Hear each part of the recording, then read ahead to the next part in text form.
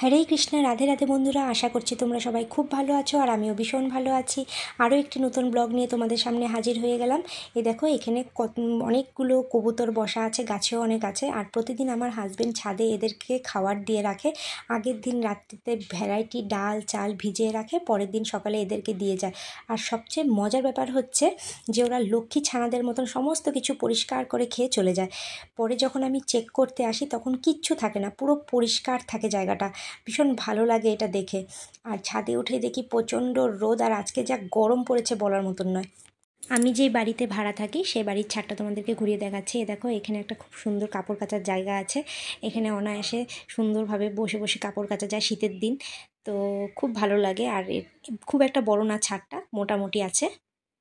তো এখন আমি বোতলে জল ভরে গাছগুলোতে জল দিব, কারণ প্রতিদিন গাছগুলোতে জল না দিলে না গাছগুলো মরে যাচ্ছে। কারণ ব্যাঙ্গালোরে এতই ড্রাই ওয়েদার যে রেগুলার যদি জল না দিই, একদিন গ্যাপ দিলেই গাছগুলো মরে যাচ্ছে। তো এর আগে আমি বাসায় যাওয়ার আগে, মানে আমার বাপের বাড়িতে যাওয়ার আগে বেশ কয়েকটা গাছ লাগিয়ে গেছিলাম। পরে আমার হাজব্যান্ড জল দিয়েছে, কিন্তু তা সত্ত্বেও হয় না যে সেরকমভাবে সবসময় তো ওর পক্ষে সম্ভব না, অফিস থাকে।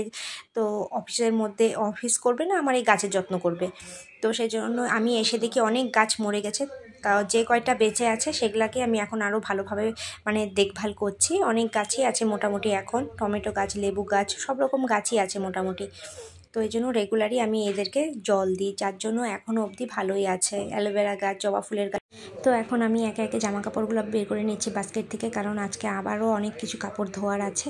তো এগুলো একসাথে জমা করে নিলাম। তো এখন আমি সমস্ত কিছু ধুতে যাব, তাই তো আমি এরকম ছোট ছোট 10 টাকার পাউচ কিনে রাখি, যাতে আমার সুবিধা হয়, যতটুকু লাগে অতটুকু ইউজ করি। তো আমার মোটামুটি রেডি সমস্ত কিছু কাপড় কাচার জন্য। তো 1 ঘন্টা মতন ভিজিয়ে রাখি, তারপর আমি সেটা কেচে দিই। তো হয়েই যায় মোটামুটি আমার কাচা। এই দেখো, এখন আমি কাঁচা হলুদ কেটে নিচ্ছি। তো আমি রোজ সকালে খালি পেটে কাঁচা হলুদ খাই, তো আমার হাজব্যান্ডকেও দিই, সেও খায়।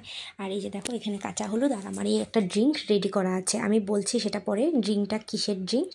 তো আমি এটা রোজ সকালবেলায় বানাই। তো এই দেখো, এখানে আমি সকাল সকাল বেশ কিছুটা সবজি অর্ডার করেছিলাম, সাথে শসা, সবজি ঠিক না, শসা, লাউ আর হলো কুন্দুলি, ধনিয়া পাতা, সাথে তেল মশলা ছিল কিছু, সেটা আর শেয়ার করলাম না।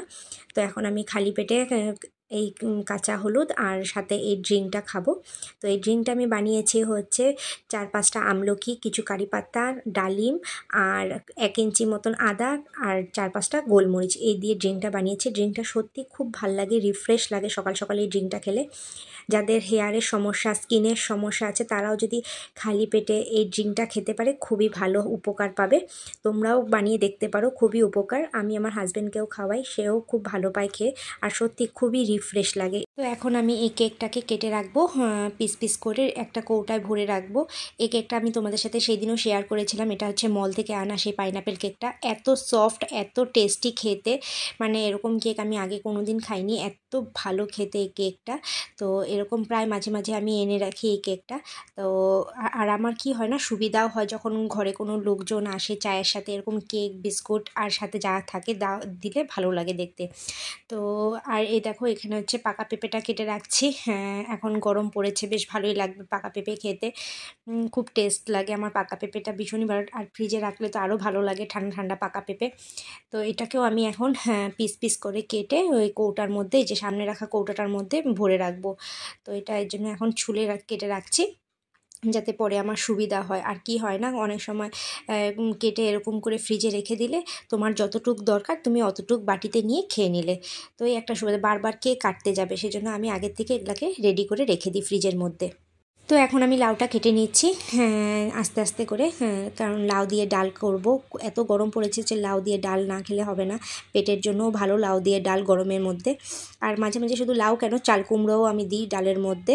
তো আর দেখো, লাউটা এতটাই কচি না, এক ফোঁটাও বিচি নেই লাউটার মধ্যে, এতটাই কচি লাউ। তাই চোকলাগুলোও আর ফেলবো না, চোকলাগুলো দিয়ে আলু চোকলা ভাজা করব পেঁয়াজ দিয়ে। ওটা আমার ভীষণ ভালো লাগে খেতে। আর দেখো, লাউগুলো এরকম পাতলা পাতলা বা ডুমু ডুমু করে কাটলেও কিন্তু ভীষণ ভালো লাগে, সব রকমভাবেই ভালো লাগে লাউ দিয়ে ডাল খেতে। তো আর যেহেতু আমি ডালটা আমি প্রেসারে বানাই না, কড়াইতে বানাই, তো কাজে লাউটা অটোমেটিক সিদ্ধ হয়েও যাবে। লাউটা এতটাই কচি যে প্রেসারে দিতেও হবে না। তো আর আমার না কি প্রেশারের ডাল খেতে ভালো লাগে না, ওটা না কীরকম জানি বেশি সিদ্ধ মনে হয়। তো কাজেই আমি কড়াইতেই ডাল বানাই, তাতে আমার ভীষণ ভালোও লাগে।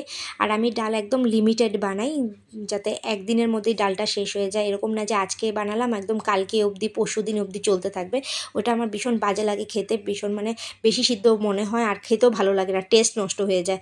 তাই যেদিনেরটা সেদিনই রান্না করি, অল্প অল্প করে রান্না করি, একদম ফ্রেশ লাগে খেতে। পরের দিন আবার নতুন করে রান্না করি ডাল।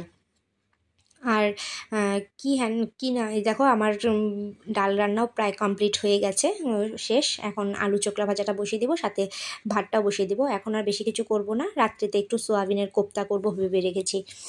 তো দুপুরবেলা আর বেশি আমার জন্য একার জন্য আর কি করব, আর আগের দিনের একটা সবজি ছিল ওটা হয়ে যাবে আমার। তো এই জন্য আর এখন দুপুরবেলা করব না। আর এত গরম বাইরে যে এখন যদি এত একবারে রান্না করি না, আমি নিজেই হাঁপিয়ে যাব। এই জন্য দুপুরে অল্প একটু হালকা কিছু রান্না করে রেখে দিচ্ছি, আর রাত্রিবেলা বাকিটা করব, কমপ্লিট হয়ে যাবে। আর রাত্রিতে তো আমরা রুটিই খাই, তো হয়ে যাবে। আর এই রান্নাবান্না কমপ্লিট করার পর আমার আরও বাকি কিছু কাজ আছে, সেটাও কমপ্লিট করব। তারপর তো আছে বিকালে হাঁটতে যাওয়া, রোজকার যেটা রুটিন থাকে সেটা তো করতেই হবে। আর ভালোও লাগে সারাদিন ঘরে বসে থাকার থেকে যদি একটু বাইরে হেঁটে আসি, মনটাও ফ্রেশ লাগে। আর আশেপাশে ধরো দোকানপাটগুলোতে কিছু কেনার থাকলে সেখান থেকে কিনে নিয়ে আসি বাড়িতে, সবজি কেনাও হয়ে যায়। তো এই জন্য বিকাল করে বের হওয়া।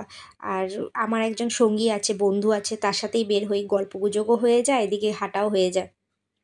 তো এই দেখো একে একে আমার আলু চোকলা ভাজা রেডি কমপ্লিটই, আর ওদিকে ভাত চাপিয়ে দিয়েছি।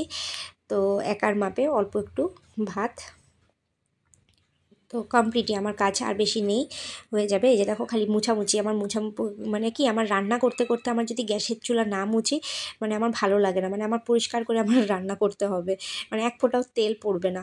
তো এই দেখো এখন পেঁয়াজগুলো দিয়ে দিলাম। আর না এসব ভাজাতে লাস্টে পেঁয়াজটা দিলে না কি হয়, মুখে পড়ে।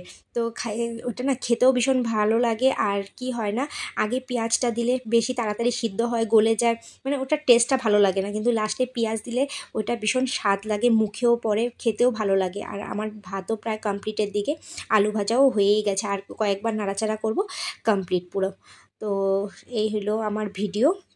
যাই হোক, তোমাদের যদি এই ভিডিওটি ভালো লেগে থাকে অবশ্যই লাইক, শেয়ার অ্যান্ড সাবস্ক্রাইব করতে ভুলো না।